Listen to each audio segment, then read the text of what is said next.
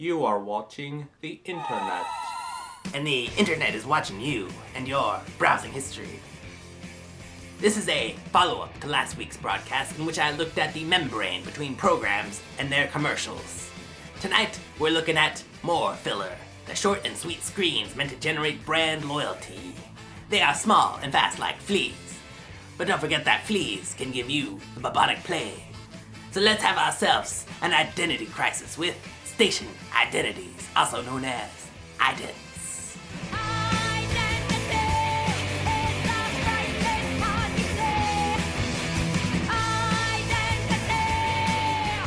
I'll start with a network many of you probably remember for their wacky, crazy, crude, edgy, gag-filled hijinks, Nickelodeon.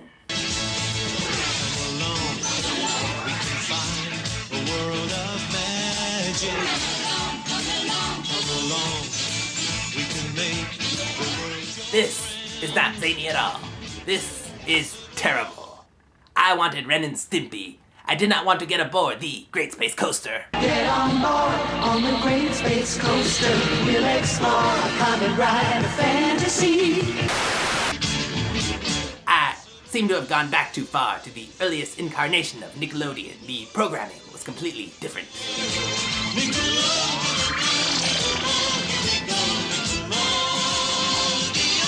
This channel is recommended by the National Education Association. The NEA also recommends ketchup as a daily source of vegetables. But to hell with the Great Space Coaster, let's get on to the good stuff. Let's go to Nickelodeon as we remember it. Oh, how do I describe it? It was a strange and whimsical thing, like a dinosaur riding on a submarine. Yeah, kinda like that. And these identities captured that exactly. They were multimedia bits of madness, like drive-by hallucinations.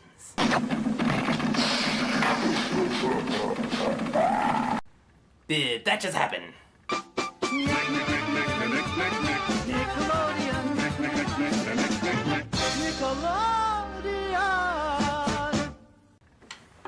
Did that just happen? This channel is starting to make me a little uncomfortable and anxious. I need something to calm my nerves. This is nice. It's like being in a Zen garden. I dig the music. Nick is kid. Ugh! Did anyone else just see that? Nick is kid.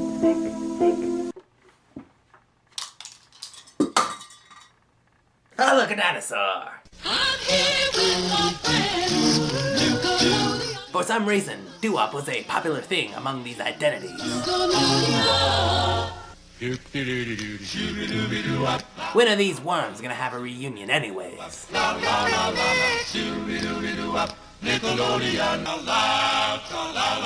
I even watching TV anymore, or is my dinner doing weird things to my brain? Good luck going to sleep tonight, by the way. Although, judging from this, it looks like Nickelodeon also has a monopoly on your dreams. That one was a little creepy. Let's get on to something a little more fun. Nerd. Nerd. Nerd. I said fun, not inane and confusing. Wacky sound effects. That's about as much fun as FM radio, which is not fun at all. Nickelodeon. Also, these identities had ways of reusing sound effects, but not the animations, as though they could afford animators, but not Foley artists.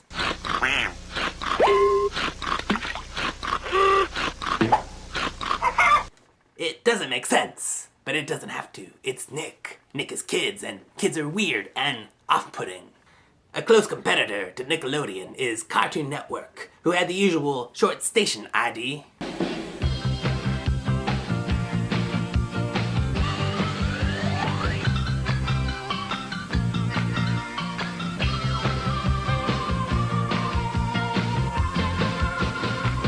I dig that tune.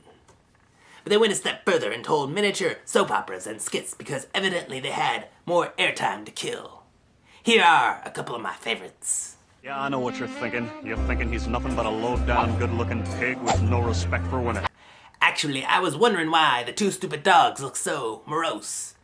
There's a story going on there, but I guess we're just left to wonder. Carry on.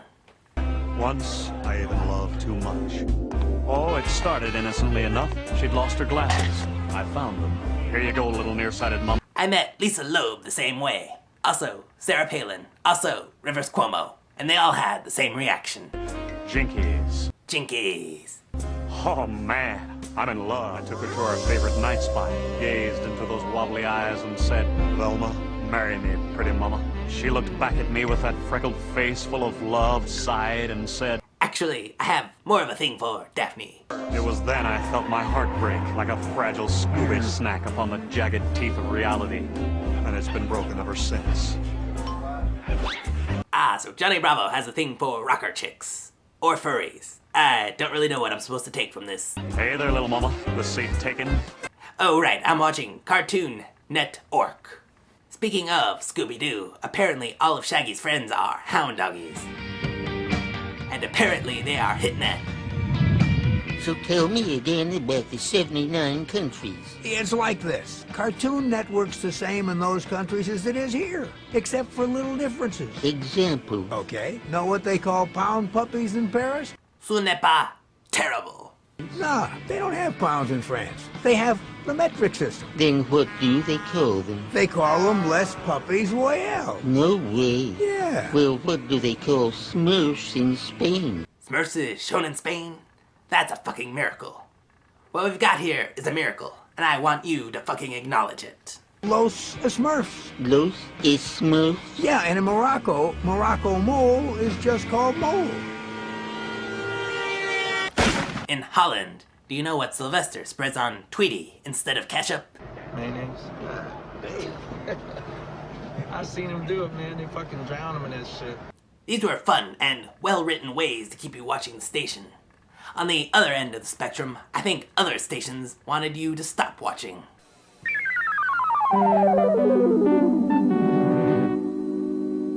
Ah, somebody changed the channel. Terrible graphics and an awful synthesizer sound. What is that noise anyways? Is that the noise of a keyboard being catapulted?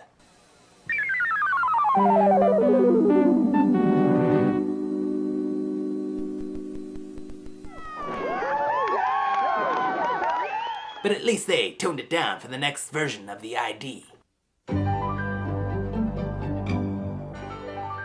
Seems more unnerving somehow. Perhaps because I am watching a guy getting his face slowly peeled off.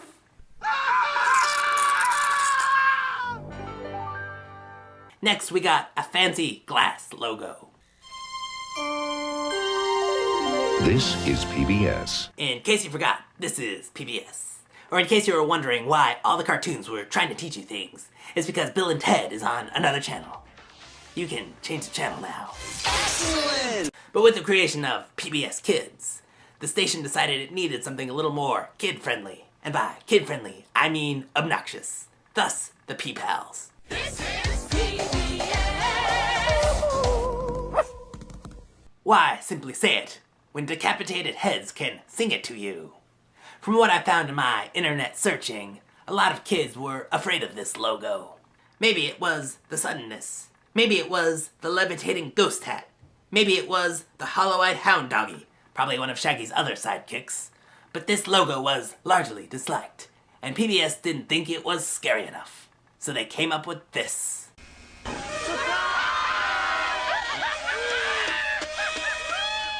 Trivia. They call them P-Pals because they make you pee your pants.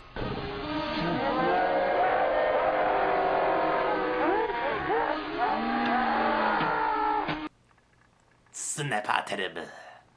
But all this leads me into another topic. The logos at the end of programs. Sit, Ubu, sit. Good dog. Just as the opening theme is catchy and memorable, the little 3-second bursts of synthesizer after the credits stay with you. Some of these scared you as kids. Some of them still scare you. Let's take a look. Ah yes, FHE. Is this thing done yet? I want to watch Ninja Turtles. Oh, great kid. You wrote yellow on yellow. Now I can't see the E. How am I supposed to read that? You tilt it a bit. Yeah, tilt it up. Hold on to where the sun comes. Tilt it so Tilt the it. reflection. Yeah. sort Now of- get closer to your eye. Closer to your eye. Scimitar, from the makers of The Terminator, apparently. Is this thing done yet? You're worse than FHE. Scimitar. Sounds like Sinistar. I am Sinistar. Also, that is a terrible S. Speaking of scary S's.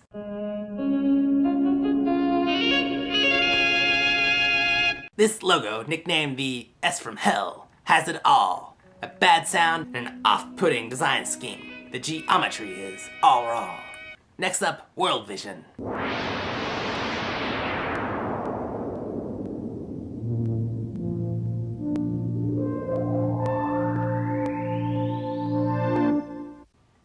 I just got blasted in the face by synthesizer. I think I need a shower. This is a very evil-looking logo with the globe and the red on black, like a Bond villain or a neo-Nazi group that is in no way affiliated with the charitable organization of the same name. I think I know who killed Laura Palmer. I think I know who released The Last Airbender. Fiend! Viacom. People have dubbed this one the V of Doom. That's not so bad. Oh my god, it's gonna kill me! Is it done? Am I dead yet? Dick. You said dick wrong. A lot of people remember this one. It tells the charming story of a young boy's flight into dreamland and corporate logos. That is a very dull child. His favorite toy must be a cash register. He must have bought Mavis Beacon on his own accord. I bet that dog isn't even real. I bet it's just a towel in the shape of a hound doggy. Alright, I'm done picking on the dick kid. Let's move on. This last selection I've never actually seen before. It was recommended to me as the scariest logo ever. Let's take a look. Hey, we're in a David Lynch short. Dot walks the plank. This is weird.